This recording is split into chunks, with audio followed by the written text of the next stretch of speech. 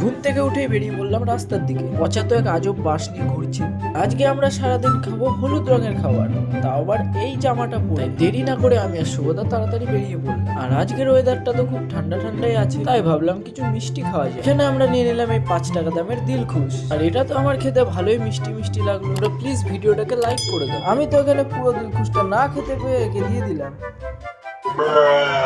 জয়কে আমরা দিলখুশ খাইছিলাম, তাই ও আমাদের জন্য কি একটা এনেছে। এটা একটা 5 টাকা দামের বিস্কুটের প্যাকেট। তো চলো এই বিস্কুটটাকে তাড়াতাড়ি করে খেয়ে নি, নাহলে ও আবার যদি আমাদের কাছ থেকে কেড়ে খেয়ে। আমার তো ডাউট লাগছে গর্তর থেকে কুড়িয়ে আনে নিত, কিন্তু খেতে তাও ভালোই লাগছে। এখন আমরা এই দোকানটায় আরো একটা হলুদ রঙের খাবার খোঁজার উদ্দেশ্যে চলে এসেছি। আমরা পেয়ে গেলাম এই ফ্রুটিটা। তো চলো এটাকে খেয়ে দেখা যায়। আর যতদূর মনে হয় এটা তো খেতে ভালোই লাগবে।